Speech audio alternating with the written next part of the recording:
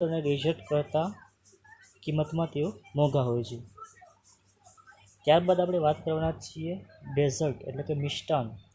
તો સામાન્ય રીતે આહારમાં આ જે ડેઝર્ટ છે તે છેલ્લે આપવામાં આવે છે, જેમ કે આઈસ્ક્રીમ છે, કેક્સ છે, ફ્રૂટ છે, માખણ છે. તો આપણે જોઈએ તો તે વધારે કે ઓછી માત્રામાં હોઈ શકે છે. સ્વાદમાં મીઠું અથવા નમકીન હોય છે. તેને ગરમ અથવા ઠંડુ પીરસવામાં આવે છે. ત્યારબાદ આવે છે મેનુનું વર્ગીકરણ. મેનુનું વર્ગીકરણ આપણે જોઈએ તો તેમાં પહેલું આવે છે on the basis of price and listing, એટલે કે કિંમત અને યાદીના આધારે મેનુના પ્રકારો. તો એમાં ટેબલ ડી હોટે, એલા કાર્ટે અને કોમ્બિનેશનનો સમાવેશ થાય છે. તે આ બધા મેનુને આપણે વિગતવાર છે આપણે આગળ સમજવાના છીએ. ત્યારબાદ બીજો પ્રકાર છે on the basis of use, એટલે કે ઉપયોગના આધારે. જ્યારે ત્રીજો છે on the basis of food, એટલે કે ભોજનના આધારે.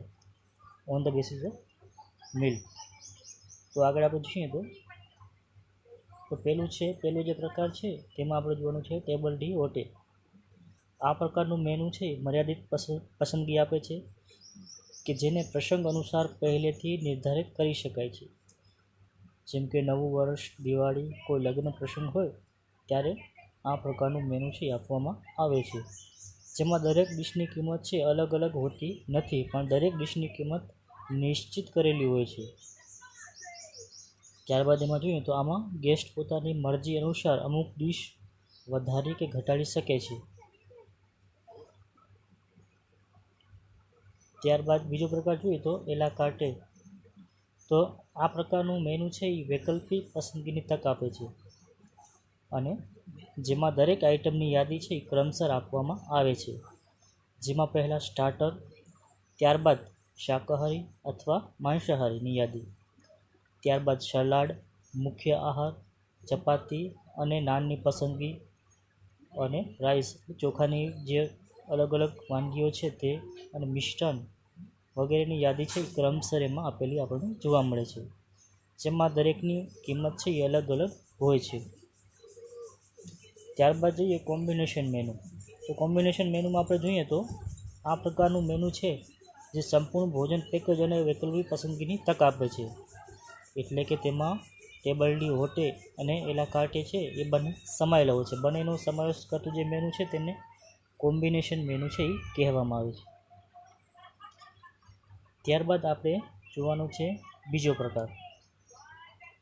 તો એમાં આવે છે ફિક્સ્ડ મેનુ.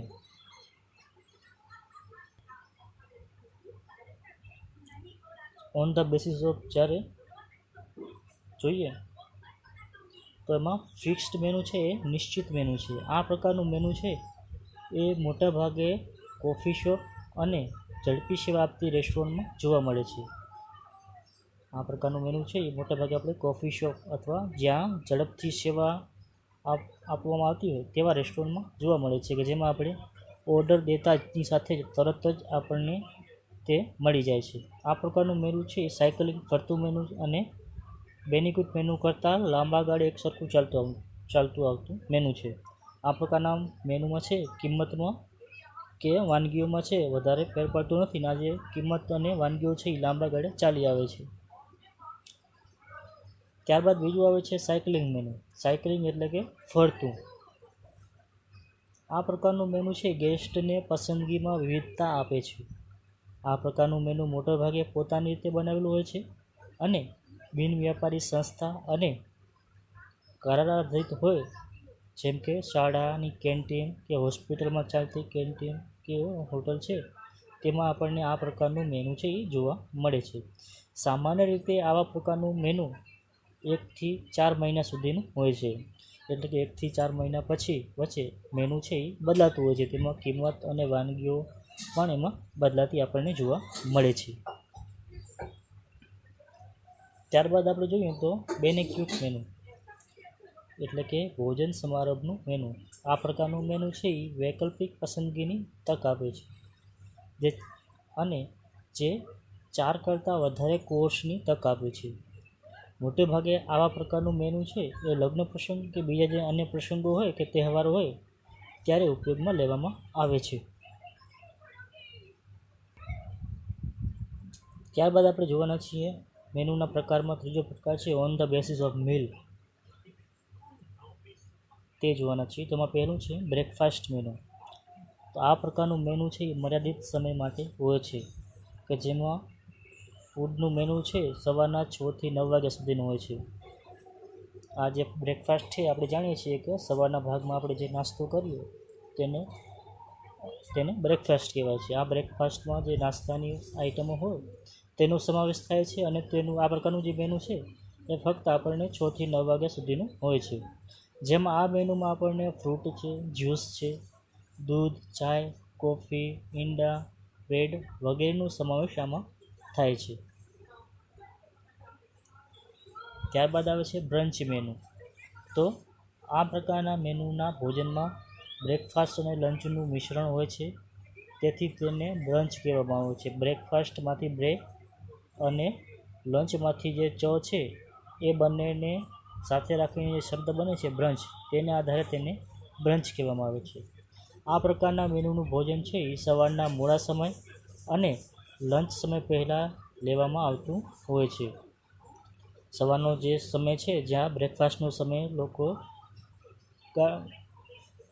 છોડી દીધો હોય છે, એટલે કે મોડા પડી ગયા, સવારના મોડા જ્યારે લોકો ઉઠતા હોય કે જે આપણે જોયું કે બ્રેકફાસ્ટનો સમય 6 થી 9 વચ્ચેનો હોય છે, એ સમય દરમિયાન જ્યારે કસ્ટમર લઈ નથી શકતા અને ત્યાર પછીના સમયમાં લે છે તો તેને બ્રંચ કહેવામાં આવે છે. એટલે કે સવારના મોડા સમય અને લંચ પહેલાં જ્યારે લેવામાં આવે છે તેને બ્રંચ કહેવામાં આવે છે. બ્રંચ મોટે ભાગે રવિવારના દિવસે અથવાના તહેવારના દિવસોમાં લેવામાં આવે છે કે જ્યારે લોકો છે એ સવારના મોડા ઉઠતા હોય છે અને બ્રેકફાસ્ટનો સમય છે એ ચૂકી ગયા હોય છે. ત્યારબાદ આવે છે લંચ મેનુ, એટલે બપોરના સમયમાં લેવાતા ભોજનને આપણે લંચ છે એ કહીએ છીએ.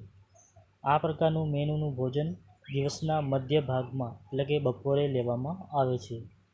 આ પ્રકારના મેનુમાં જે ભોજન છે એ ભારે હોય છે અને આખા જે દિવસ દરમિયાનનું જે મોટામાં મોટું જે ભોજન હોય કે ખોરાક હોય તેનો સમાવેશ આમાં થાય છે. ત્યારબાદ આવે છે હાઈ ટી મેનુ. આ પ્રકારના મેનુનો ખોરાક છે એ બપોરના સમય અને સાંજના સમયની જે વચ્ચેનો સમયગાળો છે ત્યારે આ હાઈ ટી મેનુનો ઉપયોગ કરવામાં આવે છે કે જેમાં જે હળવી વાનગીઓ છે જેમ કે બ્રેડ બટર, ચા કે કોફી કે અન્ય વાનગીઓ છે એનો સમાવેશ આમાં થાય છે. ત્યારબાદ આવે છે આફ્ટરનૂન ઓર ઇવનિંગ ટી મેનુ. તેને બપોરના 4 વાગે છે પીરસવામાં આવે છે કે જેમાં સેન્ડવિચ, કેક્સ, પેસ્ટ્રી સાથે 1 કપ ચા કે કોફીનો સમાવેશ આ આફ્ટરનૂન કે ઇવનિંગ ટી મેનુમાં એનો સમાવેશ થાય છે. ત્યારબાદ આવે છે ડિનર મેનુ. ડિનર આપણે શબ્દ જાણીએ છીએ કે રાત્રે જે ભોજન લેવામાં આવે તેને ડિનર કહેવામાં આવે છે. તો આ પ્રકારના ભોજનનું મેનુ છે એ મોટે ભાગે સાંજના 7 થી 9 વાગે આપવામાં આવે છે. તેને દિવસનું મુખ્ય ભોજન છે એ ગણવામાં આવે છે. ત્યાર પછી આવે છે સુપર મેનુ, કે તે ભારે અથવા હળવા સ્વરૂપનું સાંજના ભોજન હોય છે. તેને સાંજના 6 થી 7 દરમિયાન આપવામાં આવે છે. તેને સુપર મેનુ છે એ કહેવામાં આવે છે.